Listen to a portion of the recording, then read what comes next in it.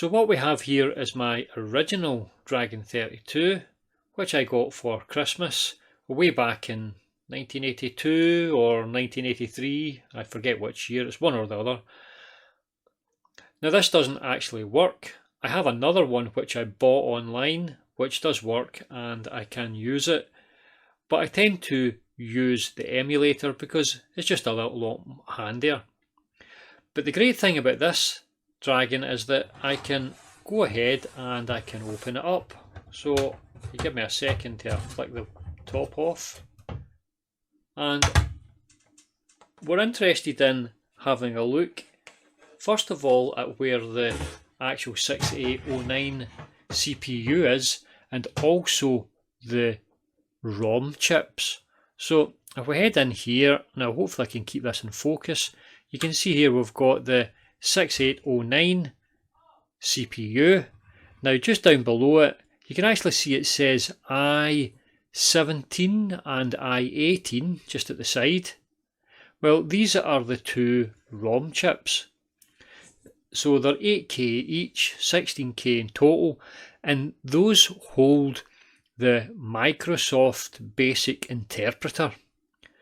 Now the great thing about this is it's an interpreter, so it runs along and does one line at a time.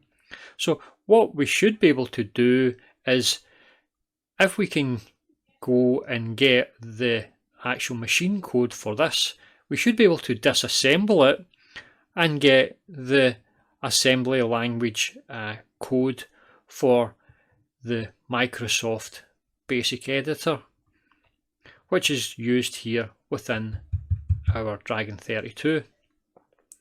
Now the great thing is that I've headed over to GitHub and I've found someone who has already done this.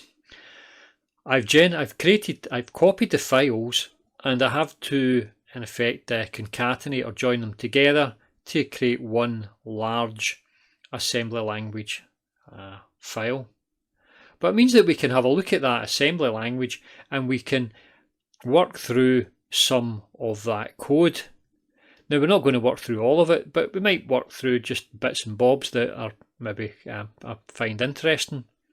But the great thing is that we've got a start on the Dragon 32, but we need to understand a little bit of the assembly language that we will work with our 6809E CPU. Now one thing I'm not so sure about this is that this one here is actually been soldered into the board, but this actually sits in a little package, so you could potentially take this one out. Why they put one in a package and the soldered one onto the board, I'm not too sure. But now, over the rest of this video series, we will talk through the rest of the integrated circuits that we have here within the Dragon 32, and if we've got time, or if I can really be still interested, we can go through the power source as well and work through a little bit of the electronic power for the Dragon 32. Now I have a copy of the motherboard here, and I intend to work through the motherboard one chip at a time. So we can have a look at the schematics for each of the chips, and then we can have a look and see what the functionality is within this motherboard.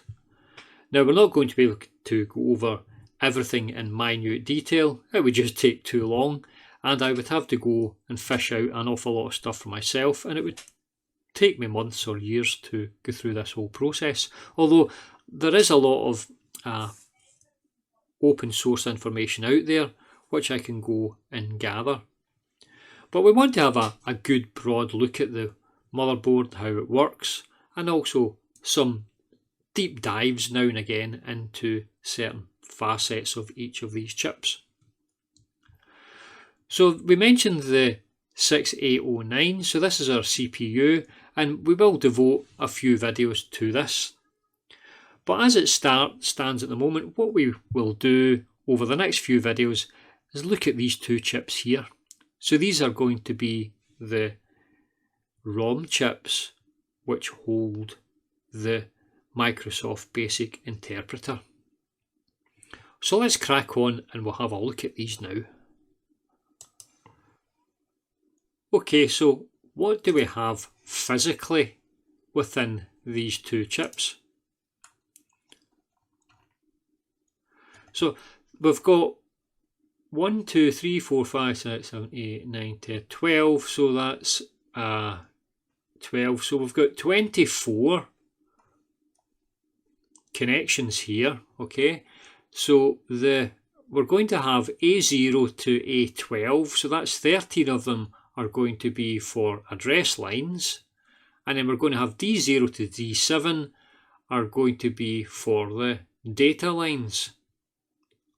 Now what we have left over, so that would be 13, that would be 21, and then we're going to have 3 left over, so we're going to have one for the ground, one for 5 volts, and one for a chip enabled. So that's all of the points within this ROM chip, and it's the same for the other one, and we're only going to have one enabled at a time. So the one on the left hand side here is I17. It's going to give us the lower 8 bits, 8 kilobytes, and this one here is going to give us the higher 8 kilobytes.